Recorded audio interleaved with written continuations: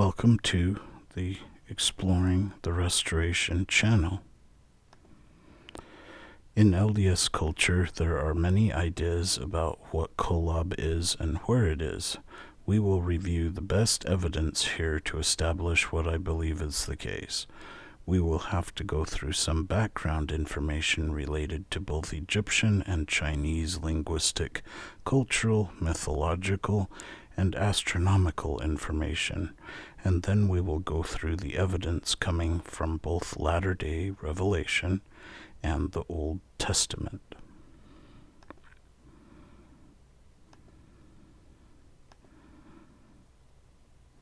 Here are some pyramids, as you can see.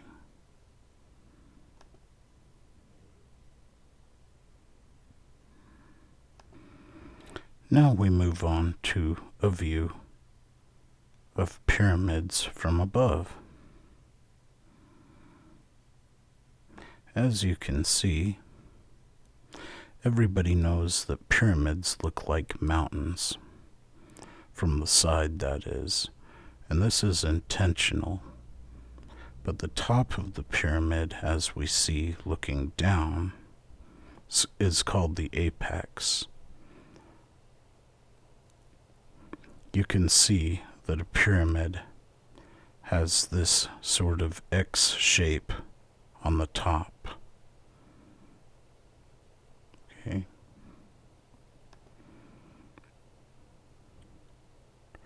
So, in summary here, as we see, a pyramid has a dual structure of being like a mountain, but its apex is also at the center of the structure when looked at from above. This is intentionally like a mountain peak. So it is the highest point from one point of view, yet in the center from another point of view. If you remember, in ancient times, often prophets were sent to mountains and asked to climb the mountains because these were natural temples where they would go to meet God. In different cultures, various mountains were believed to be the seat of the gods. For example, Mount Olympus in Greek myth was the place where the gods congregated and lived. For the Canaanites, they believed that their gods lived on a mountain called Zaphon. We will come back to the name Zaphon in relation to the abode of God in just a bit here. Okay, now we'll shift over to what is called a pyramidion. Okay. A pyramidion is basically a capstone of a pyramid. Okay.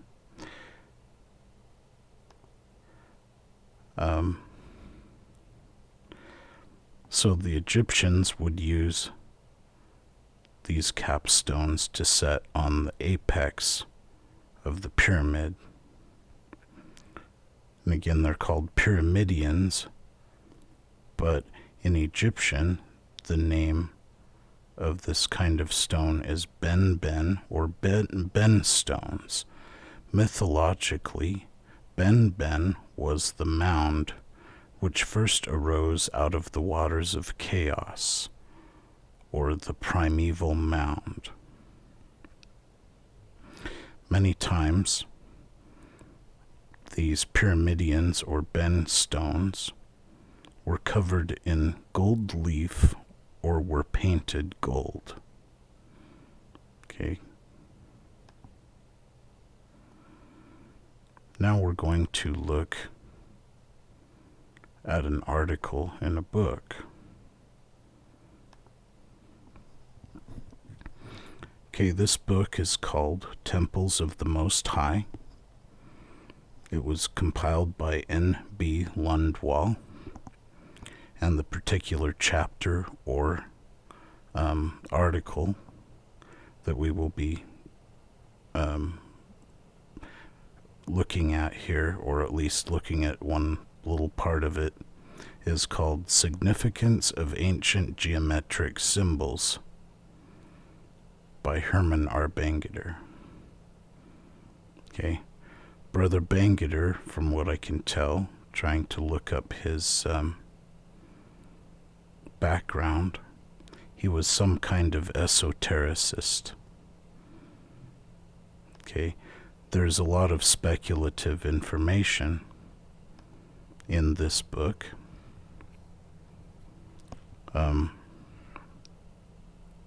So as you can see, he is trying to show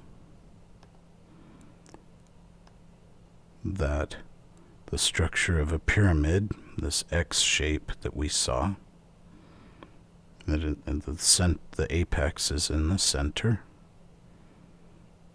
Okay, but he's also trying to show that the middle is like an X, so he's representing that with this X symbol. Okay, and he's likening it to the temple garment. Okay, as you can see, the temple garment in the middle has the navel. Okay, and he's showing that the apex of the pyramid is much like the navel of the human body. So we have the representation of the human body, which is a microcosm, or something that is likened unto something else. Okay, a microcosm in the small scale, and here's a pyramid structure on the large scale. So we have the X in the middle, which is in the same position in the center as a navel in the human body. Okay, and on the small scale, a pyramid is representative of, the structure that is a microcosm of something on Earth, which is on a larger scale, so to speak, is in heaven, and we'll get to that in a moment. And so keep in mind that there's a structure in heaven that I will be referring to that is that shares the same structure, but we'll come to that in a moment.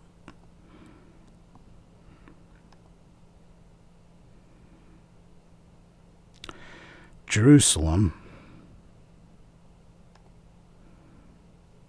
and other holy cities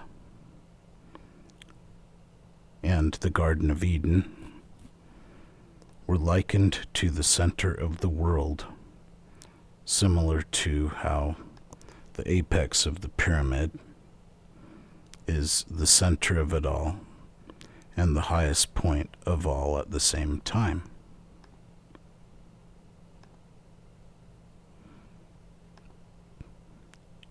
Okay, and again, the highest point, but yet the center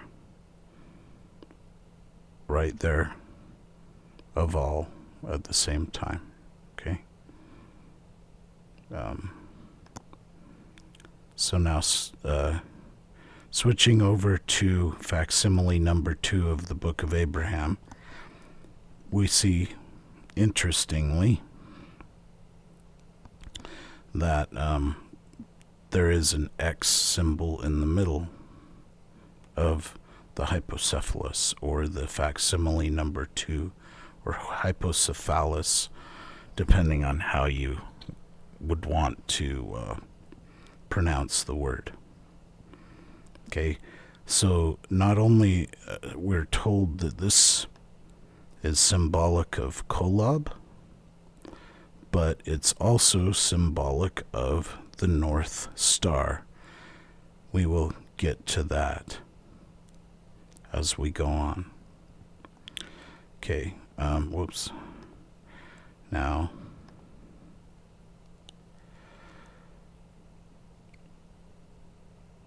So again, it's representative of a duality, representative of Kolob and the North Star at the same time. Remember that, keep in mind that the Hebrew word Zaphon means north. Okay, the mountain where the Canaanite gods lived, or supposedly lived in their mythology. Obviously, they weren't real gods, but the name of the mountain for the Canaanites, for their god, for the abode of their gods, is Zaphon, and that is the same word meaning north in Hebrew. So in summary, the fact that the center of the hypocephalus or hypocephalus, or facsimile number 2 of the Book of Abraham, has an X-looking symbol is very significant here in terms of sharing a structure with a pyramid. And it's also interesting to note that the seated figure here in mirror image, so you can see that it is a seated figure. Okay, it kind of looks similar to some kind of mountain, a mountain-like structure.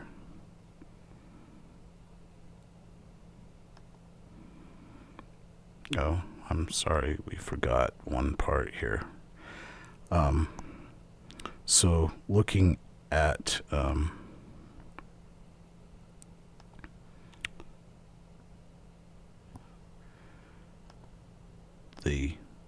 that doesn't really do anything for making it bigger, but this is number 6, and looking at the explanation for this, it says that represents this earth in its 4 quarters. Okay, now we will move on to facsimile 1. So those same 4 gods, which were representative together as the earth in its 4 quarters, are found here in facsimile 1 of the Book of Abraham. Okay. So in this sense, they also represent the earth in its 4 quarters. These figures were 4 gods in ancient Egyptian religion. You can see that each one has a color that was associated with each god. Let's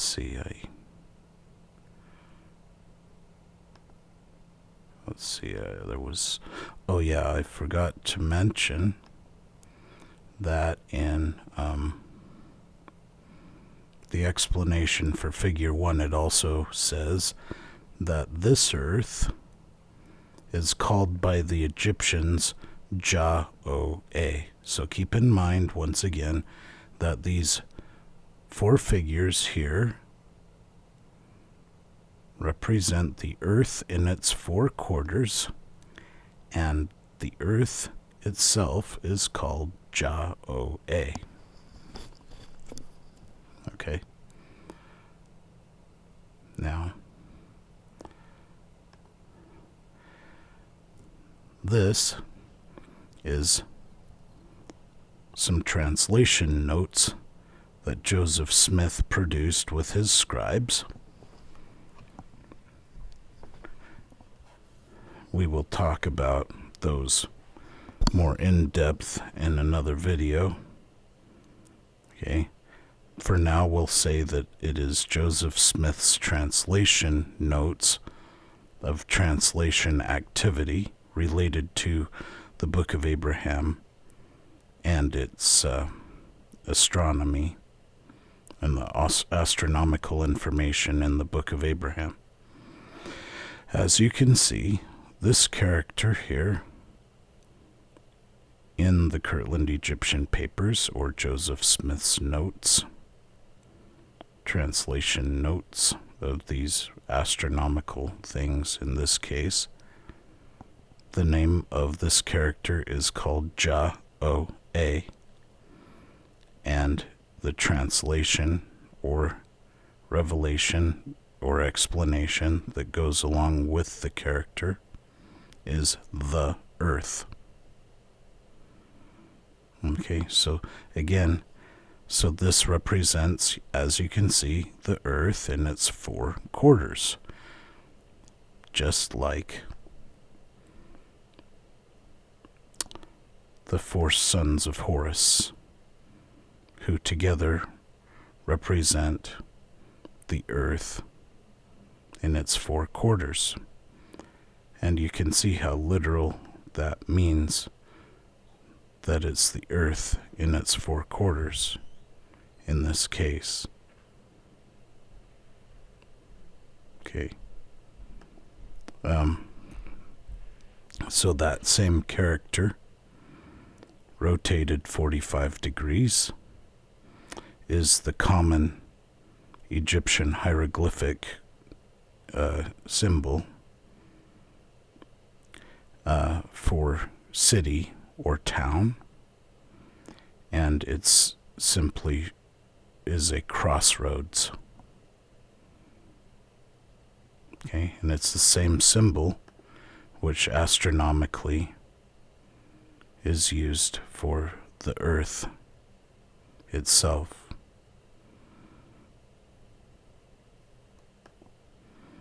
In the application where it's used in the Kirtland Egyptian Papers, Joseph Smith's translation notes. Okay.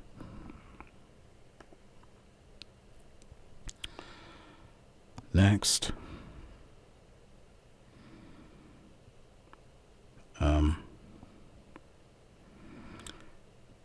so it becomes clear. Well, let me go back again real quick. So it becomes clear that the 4 sons of Horus represent the 4 directions. Okay, because the earth in its 4 quarters is referring to the 4 directions. Okay. So this means that each color and each one of these gods was representative of a certain direction. So each direction had a color associated with it. And so you can see it's like a compass. Okay. And so that is how that hieroglyph is used in different ways. Now, these are the star trails. And what this means is, this is what you see when you put a camera towards the North Star and you allow a time lapse exposure to happen. And so the stars are seen rotating around the North Star. Okay, this is important because even though this is a geocentric observation,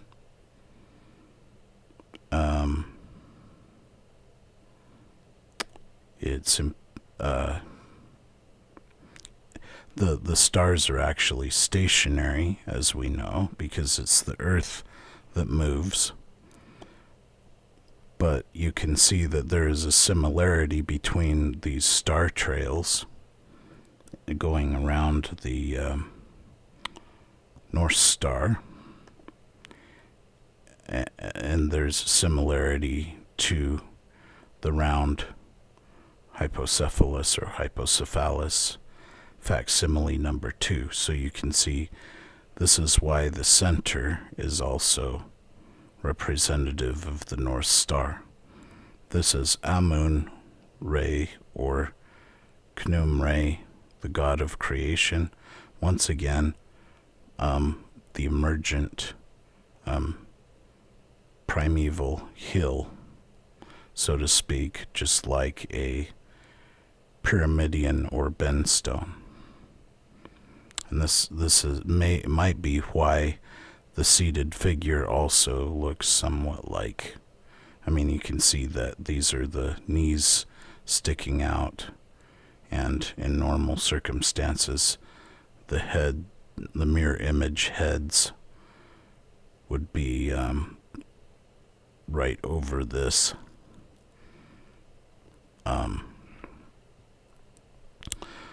So you can see that there's this shared structure, that all these are like the stars, going around the North Star. But because it's Kolob, also, as identified in the explanation that Joseph Smith gave it, we can see that there's some kind of duality going on here. Okay, let me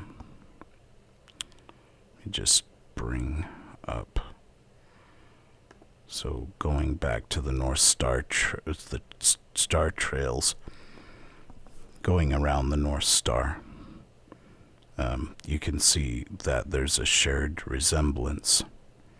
And so we'll come back to this again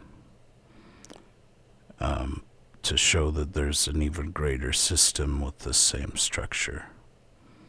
Even though this is just the appearance of things, so it's like a symbol. It's like a symbol in terms of that it's not literal, but it works somewhat like a constellation in the sky, in the sense of being a symbol of something else. Remember that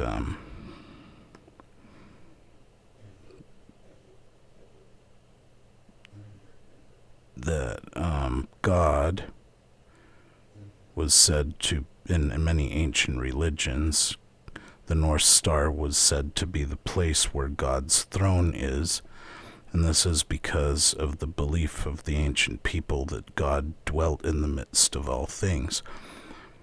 There's also a scripture in the book of Abraham that says that he is in the midst of them all, right? And so that relates to what we're talking about. One name for the North Star in many ancient religions is that, or traditions, is that it is the nail of heaven, or the northern nail. The Chinese had a constellation which is called their nail constellation, which constituted the North Star with the Big Dipper rotating around it. Okay. Moving on, we see that the Chinese also had 4 gods, or 4 guardians of the directions, of the cardinal directions. So they have a variety of names, as it says here. Okay, but the actual directions were also constellations along the ecliptic. And the ecliptic meaning the path of the sun through the sky, or the apparent path of the sun through the sky. These are the azure dragon, the vermilion bird, the white tiger, and the black tortoise. So again, these are symbolic in the same way that the four sons of Horus are symbolic of the four directions, and they also have the colors. I mean, there's a little bit of difference here between the colors that these were representative of, from the Egyptian set of colors of the directions. But the important point here is that these were constellations along the ecliptic, okay, and the center was represented by the color yellow in the Chinese set of colors. Okay, so that's important because we'll come back to that. The Chinese pyramids, okay, yes, there are Chinese pyramids in the area of Xi'an, okay, and they've found remnants of these colors for the different directions on the different sides of these pyramids. Okay, so because these were constellations in the heavens to mirror the four directions of and the pyramid has these four sides for these directions. Okay, these four constellations in heaven show that there was the idea of a heavenly pyramid. Okay, and going back to the, if we can get the right one here, the North Star is like a pyramid because the center is like the apex of the pyramid. Okay, and these star trails are like looking at a pyramid if it was a stepped pyramid. This is not such a great example. In the case of a stepped pyramid, it would become more likely that we could see a resemblance between, each step as it goes down and the star trails as they go around. See if I can get that again. I have so many things open here. The star trails, as you can see, as they go around the center. Okay, so this is like a great mountain in the sky. All right, and so it has the same idea as a pyramid.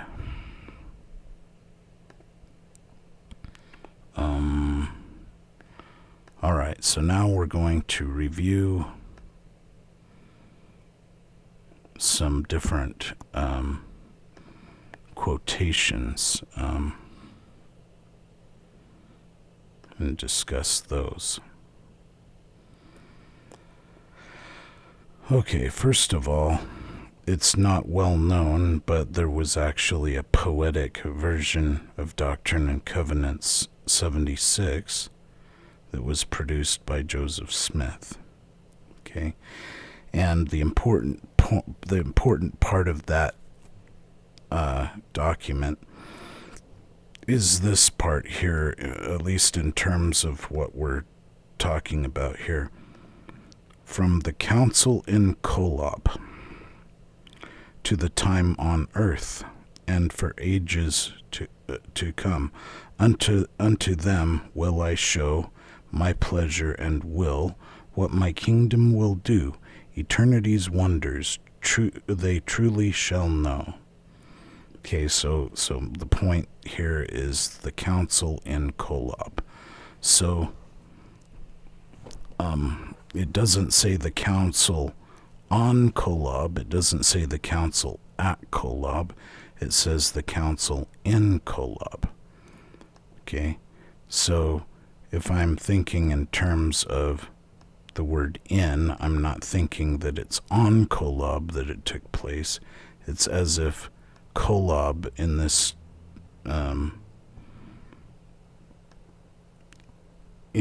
phrase is as if it's a region instead of being, a specific place in this case, right?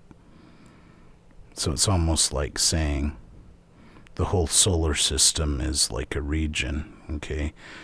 It's like saying Kolob in this case is a region in space. The council took place in the region of Kolob in this case. That's how I'm interpreting that, and I'll show you the reason why.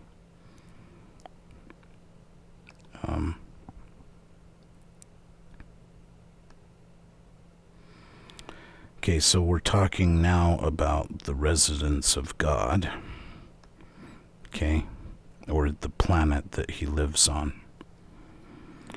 So the angels do not reside on a planet like this earth, but they reside in the presence of God on a globe like a sea of glass and fire, where all things for their glory are manifest, past, present, and future, and are continually before the Lord.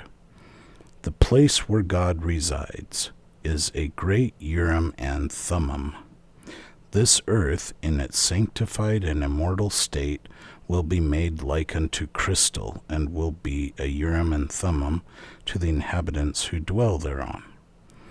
And in the book of Revelation and so forth, the earth is referred to as a sea of glass in its celestialized state. Okay, so the place where God resides is that great Urim and Thummim, like unto crystal, a sea of glass. Okay, and so it's saying that the earth in its celestialized state is like that. Okay.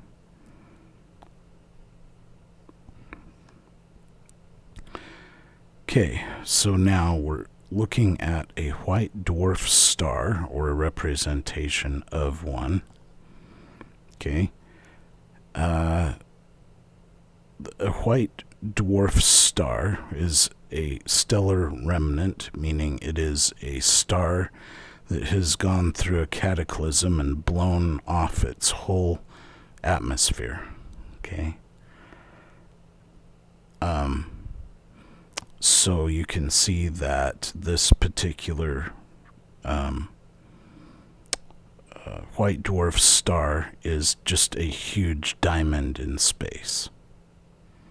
Okay, that's the type of thing.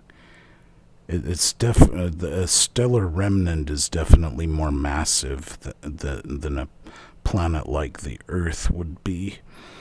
Excuse me, like the Earth would be when it is celestialized, but you can see that this type of structure really does exist in space. A huge diamond, a huge crystal in space. So when we're talking about celestialized planets, they would be something like this. Okay, we don't know. I mean, I'm not saying the crystal is pure carbon. The Earth would be made out of. It would probably be, crystallized stuff that it's already made out of, but it's, it would be something like this, I believe.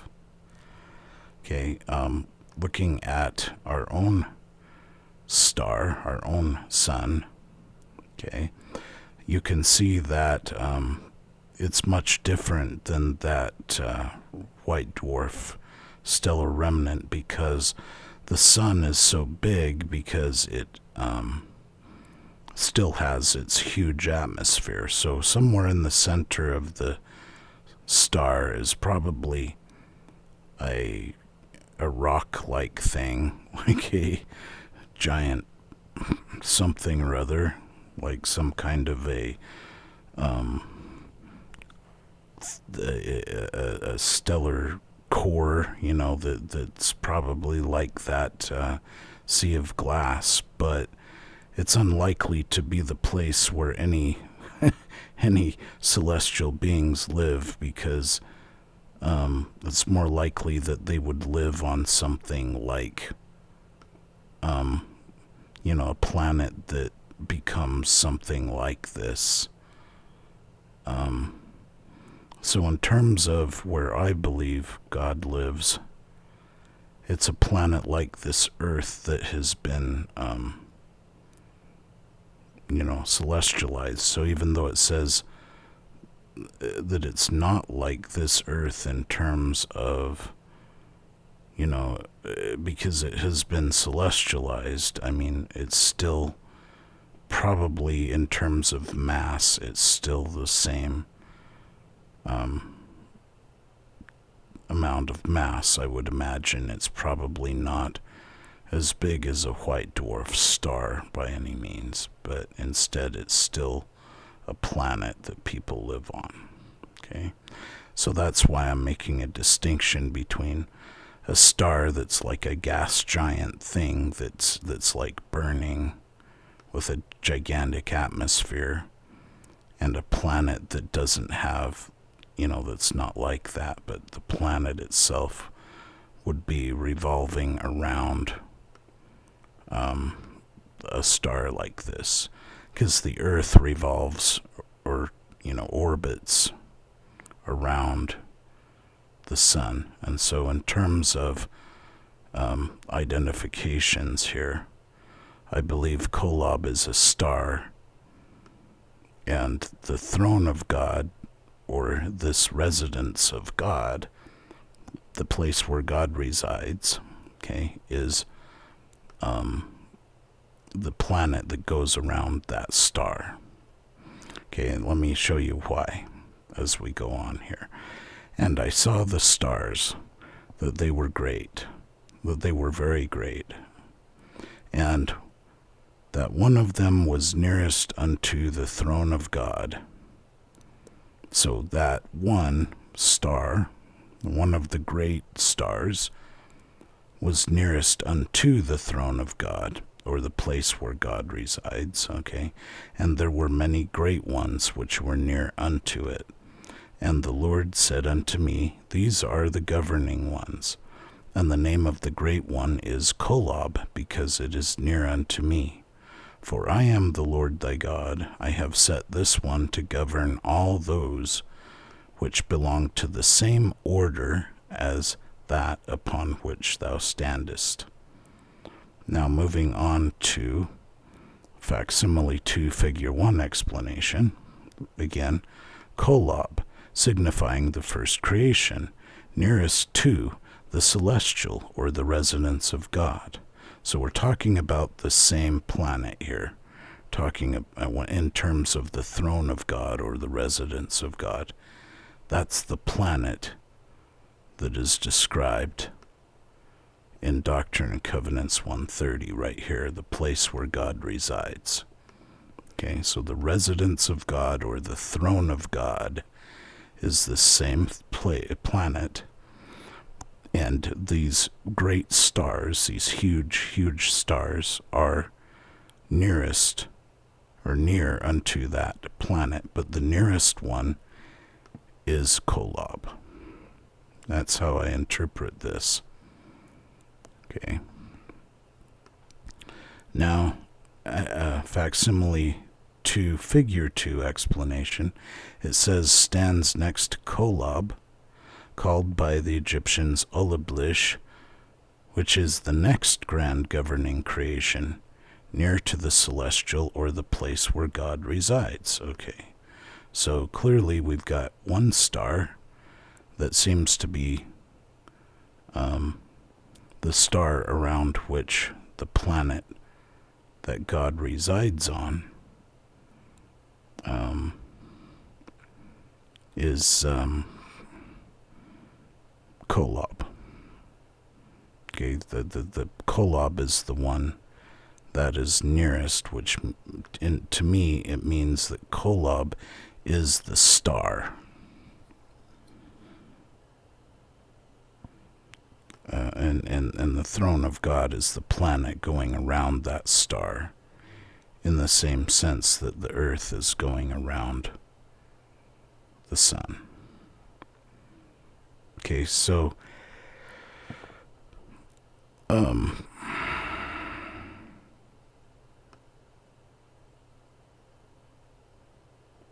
we move on to the next statement now.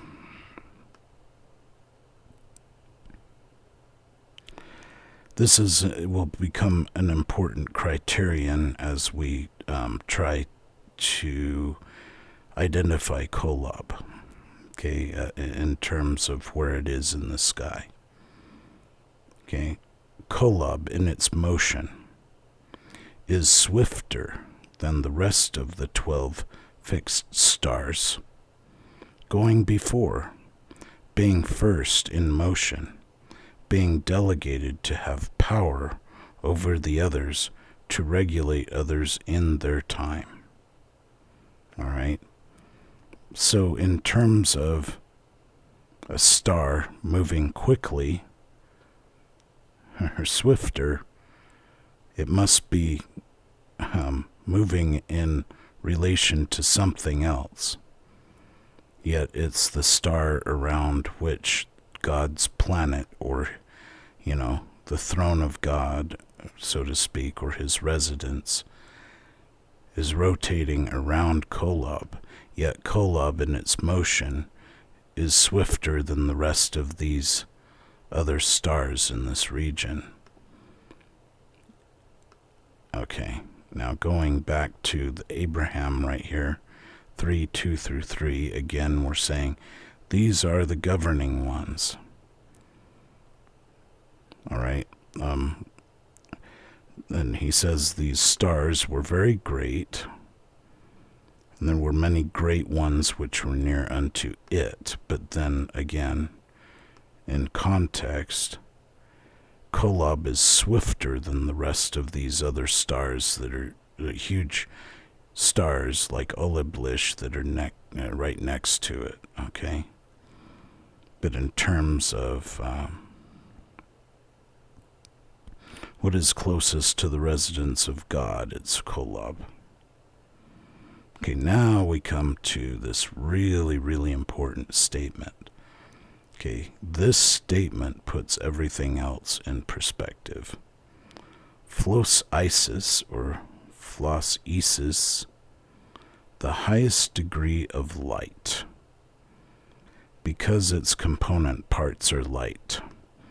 The governing principle of light, because God has said, let this be the center for light, and let there be bounds, that it may not pass.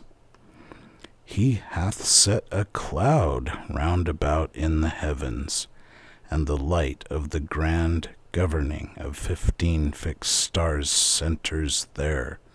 There's a place in heaven, in space, where there's a cloud set round about it in the heavens, and it is the place of the governing of these stars, meaning it's the place where these stars are at. Okay, it's the center for light, and God has enclosed it, a cloud round about it. Okay, so let's go on. And from there it is drawn by the heavenly bodies according to their portions, according to the decrees that God hath set, as the bounds of the ocean, that it should not pass over as a flood. So God has set the bounds of light, lest it pass over and consume the planets. That's some statement. Okay, so again, the bounds of light are clouds round about the heavens. These heavens where all of these gigantic stars are in the region of Kolob. There's a cloud round about it. And like the bounds of the sea, so there is the likening of the bounds of the ocean to the bounds of light. Okay, so the light itself, this center for light, is likened to the ocean. Okay, what would all this mean? Well, let's take a look let's see if I can find the right one. Where is the center for light in this picture? The center for light is in the middle of this system right here. Center for light in this one is right here. So these sections of the universe that look like this with a grand center of light are called galaxies. Okay. Since we are in one, we look at this central bulge or central center of light from the side. Okay, this is what looking at the Milky Way. This is in the constellation Sagittarius and Scorpio. But this is the center for light in our local heaven, and guess what? The cloud is set round about it. The dust and gas nebulas that are blocking the way so that the light cannot pass. Okay. Looking down at the top, it shares the same structure as the star trails around the North Star. Okay. Shares the same exact structure. Shares the same structure as facsimile 2, where the middle is either the region of Kolob or the North Star, because all of those star trails are going around the middle.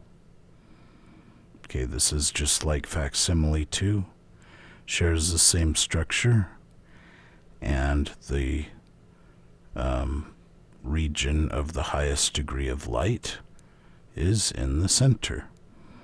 This is why, going back to a pyramid, the center is the pyramidion or the bend stone, which is,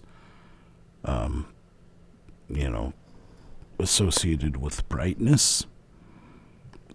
Those pyramidions were covered again with gold leaf or gold paint for the Chinese. The center was the bright yellow. Okay.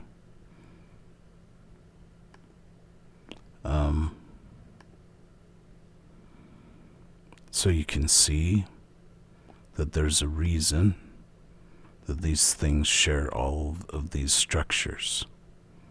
Okay, it's because the North Star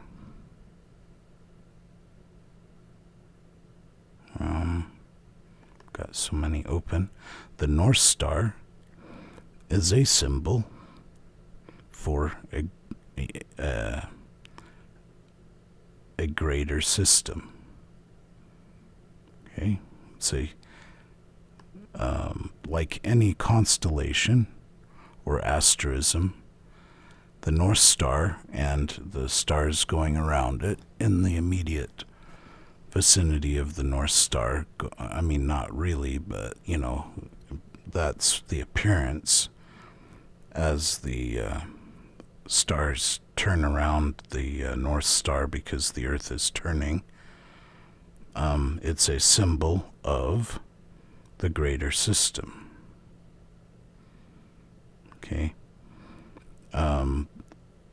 So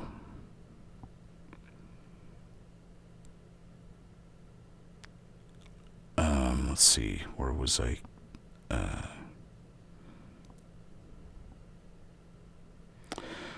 So because these clouds cover over the place of God's throne in the sky, and the highest degree of light is clearly a galactic hub, the place of God's throne in the sky is likely to be in a galactic hub or a galactic bulge. This disqualifies the North Star as the literal throne of God, even though in all those traditions it was. It also disqualifies the star Sirius as Kolob, which is a popular theory among certain scholars in the church, because the Kirtland Egyptian Papers statement clearly identifies Kolob as being something in a place of the highest degree of light. Therefore, Sirius is not a candidate by that criterion.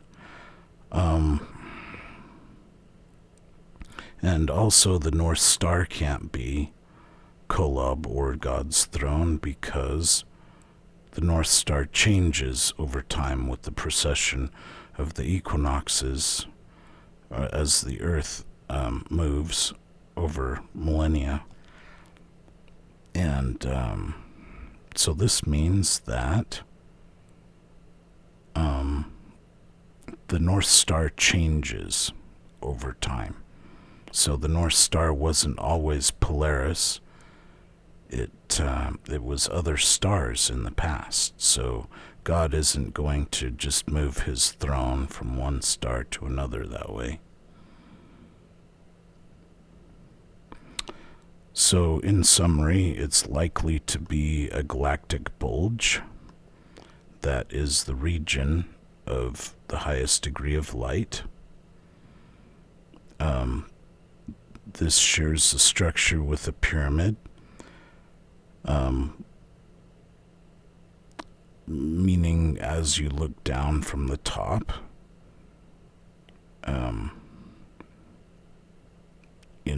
then the apex of the pyramid, or the pyramidion, or the bend stone, is that thing in the middle, symbolic of a galactic bulge.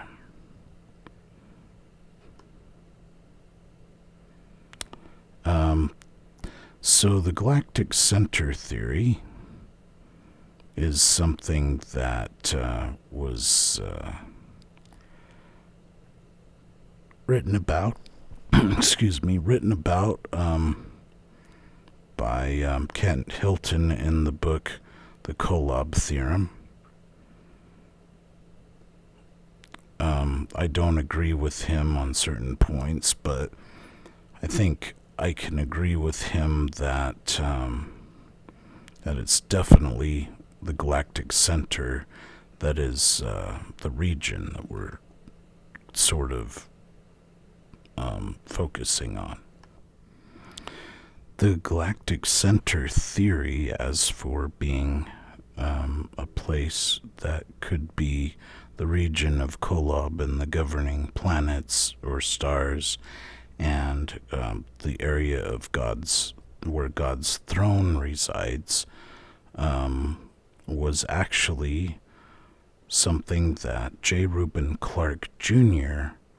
believed. J. Reuben Clark Jr. published a book called Kolob the Governor. Now we'll examine this quote by J. Reuben Clark Jr. He says, "There is a hub, and and that the entire galaxy revolves around it in determined times and at determined speeds, that stars in the hub are governing stars that control the galaxy, that apparently there are several of these stars working together in a huddle, a knot, or group. The times of revolution of these is not suggested. And he's referring to a publication that he was quoting from. And this was a publication that was back before we had determined that the galactic hub was really in the place where we thought it was. They were just saying back then that they believed that we were inside of a galaxy, and they weren't sure exactly where the galactic bulge or center was. But we know that now that it resides in Sagittarius and Scorpio. Okay. So he goes on to say, but this fact seems reasonably clear, that this hub or center of a galaxy exists and performs in broad principle the functions of Kolob, and that Kolob's existence and function were known about 4,000 years before our day. So J. Reuben Clark believed that that a galactic hub is the place of the governing planets and governing stars. Okay, so we went over this, and I want to stress here, there is again a likeness here between the bounds of the ocean and the cloud. Okay, so keep in mind that he's talking about a cloud being the bounds of light. Okay, and that's likened to the ocean. And it's there so that the light can't pass over and consume planets of our order, meaning planets that are on the telestial, that haven't moved on from their telestial state yet. Okay, now we get to the Old Testament sources. Okay, this is the book of Job, chapter 26, verses 7 through 10.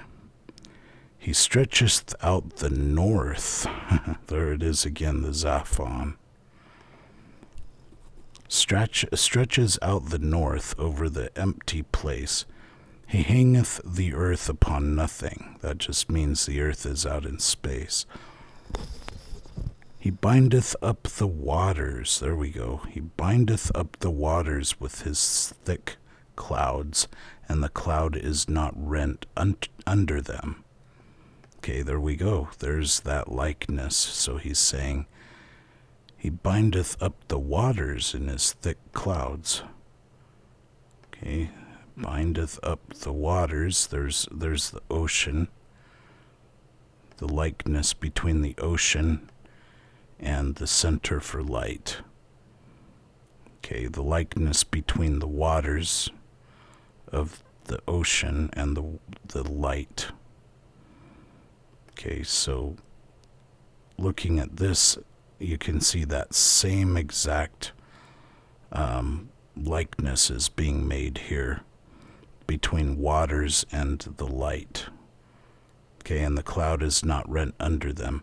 He holdeth back the face of his throne by way of those clouds. See, he holdeth back the face of his throne and spreadeth his cloud upon it. This is so clearly a parallel text to that Kirtland Egyptian Papers statement. Okay? He hath compassed the water with bounds until the day and night come to an end. So compass the waters with bounds. There we go again. God hath set the bounds of the ocean. So God has set the bounds of light. Okay, there's a dual meaning in this statement here in the book of Job. Because he's holding back the face of his throne and doing it by the cloud that's spread over it. Okay, this is the same thing. We've probably seen this in terms of this set of verses of scripture here in terms of the premortality. This is why this statement up here is so key, where it says, from the council in Kolob. Okay, because, I mean, the context here is not just the creation of the earth, but the context is premortality in the region of Kolob, okay? Where wast thou when I laid the foundations of the earth? Okay, the foundations of the earth. It's likening the earth to a temple, like, again, going back to this, and its shared structure with a pyramid, right? And the X symbol that we find here, in terms of the similarity to the garment and the likenesses and the microcosm and macrocosm. And again, there's the X symbol right there in the middle of the hypocephalus or hypocephalus, however you choose to pronounce that. And so likeness upon likeness upon likeness, okay?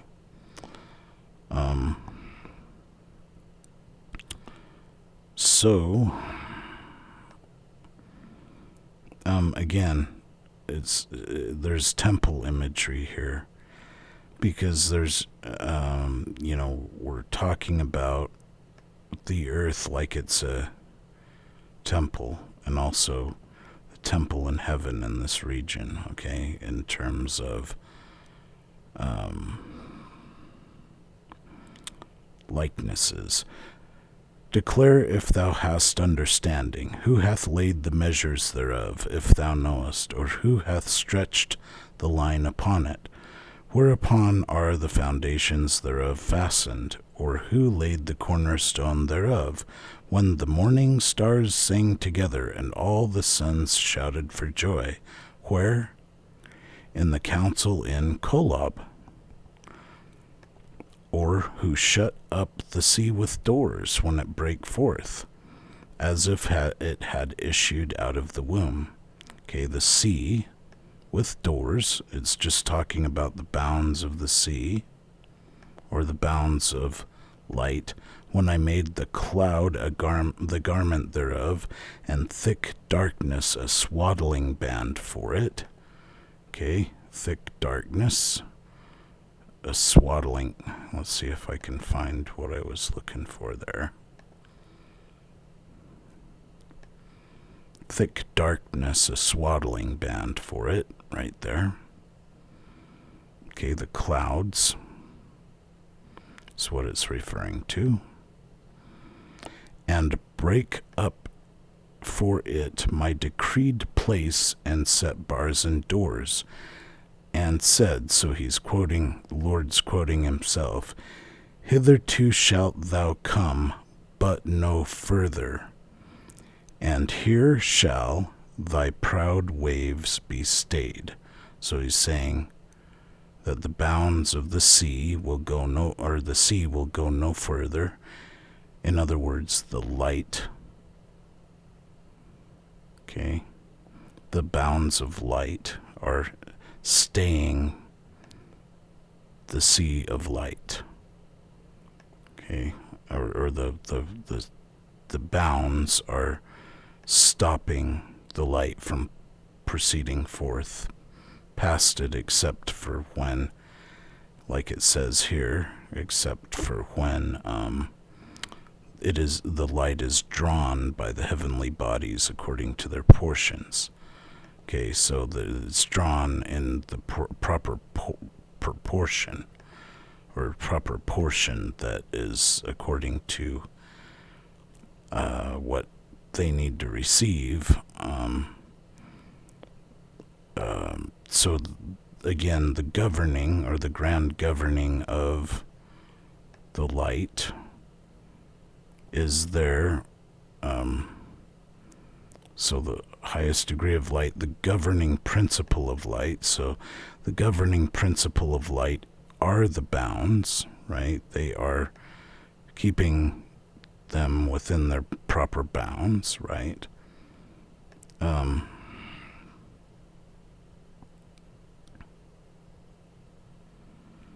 So let's see if so hitherto shalt thou come, but no further. Hast thou commanded the morning since thy days, and caused the dayspring to know his place? All right, so all of that is in its proper bounds.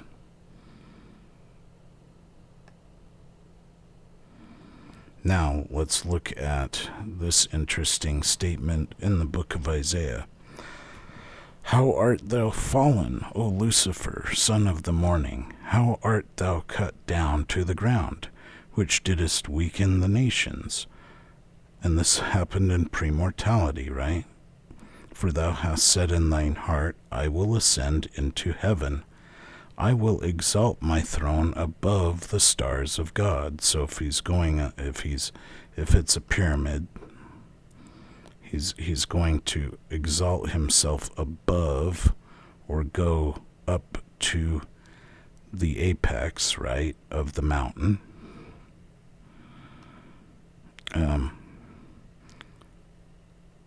I will ascend, so he's ascending the pyramid in heaven, right? I will exalt my throne above the stars of God. So he's exalting himself above the stars of God. See, so he's going up the pyramid to the apex of the heavenly pyramid. Or that's what he's saying he wants to do anyway.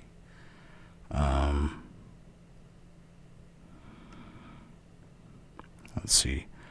I will sit also upon the mount. There it is, right there. The mount of the congregation. What is the congregation? The council of the gods in Kolob. Okay. So the mount of the congregation. So the mount is the mount. Okay. And it has an apex. And that apex is the pyramidion, or the capstone, and it is gilded with gold. And that's because as he goes, he is declaring that he wants to ascend the heavenly mount, okay, to the apex. But in this case, we don't have a literal mount. So ascension in this case is going towards the center.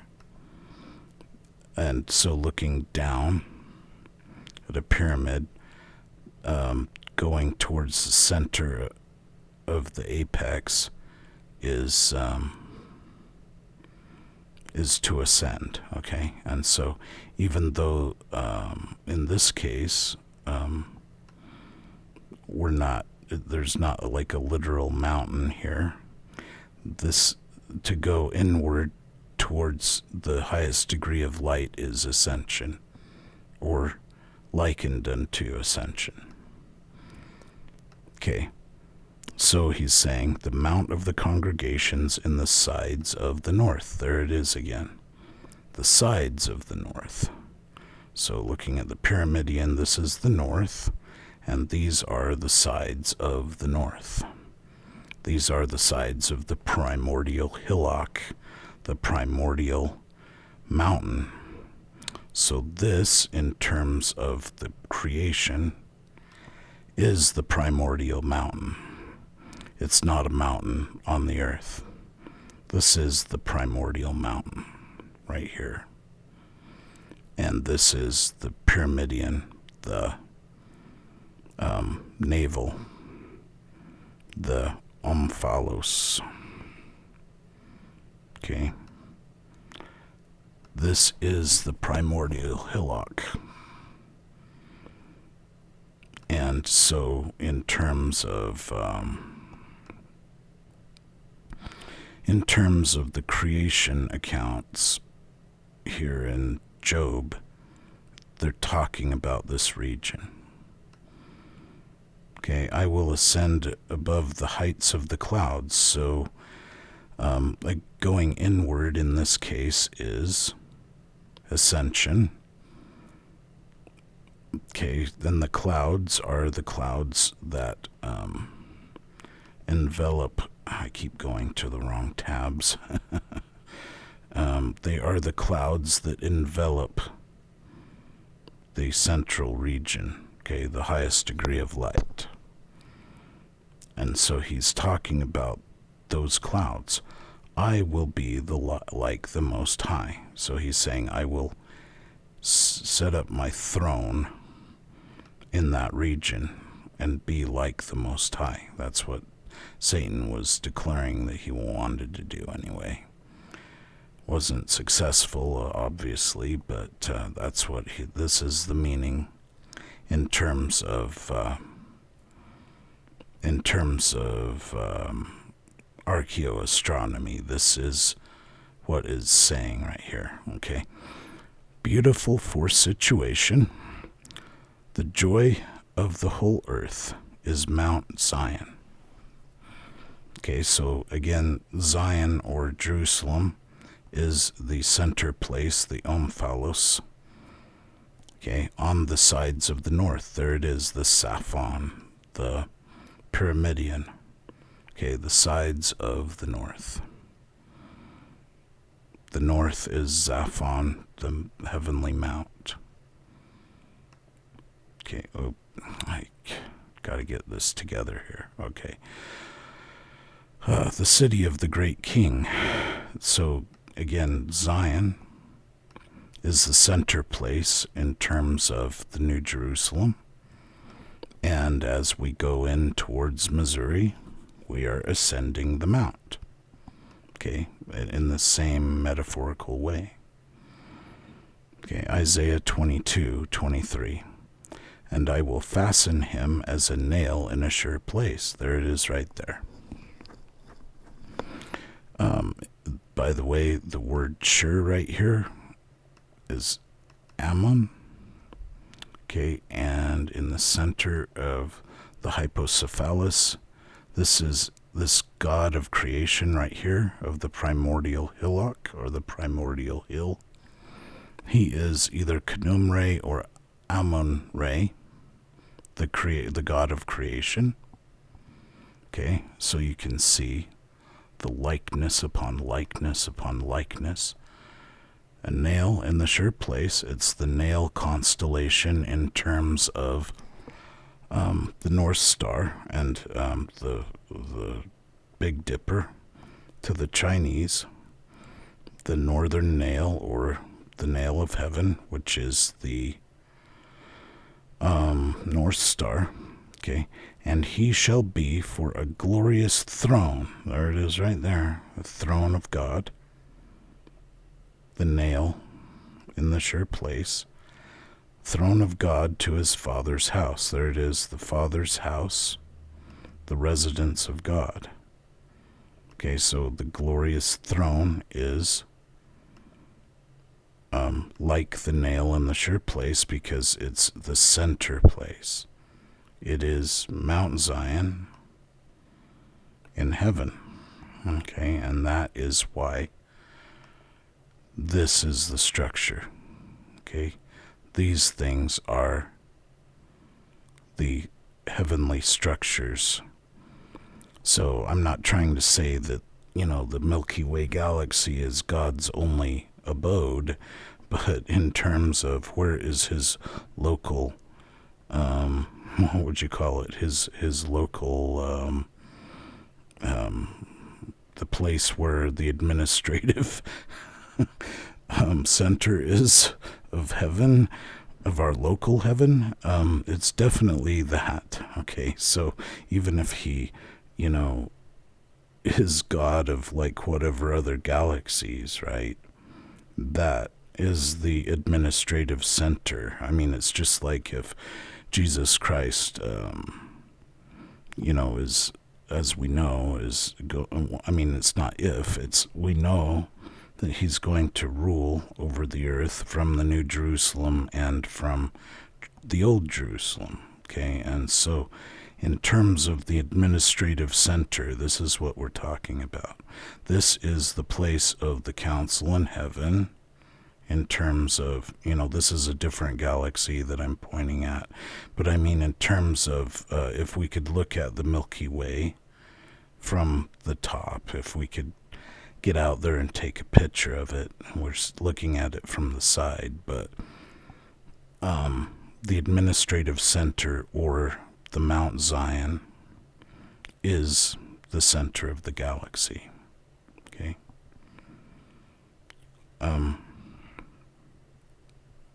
Now we get to some other things, and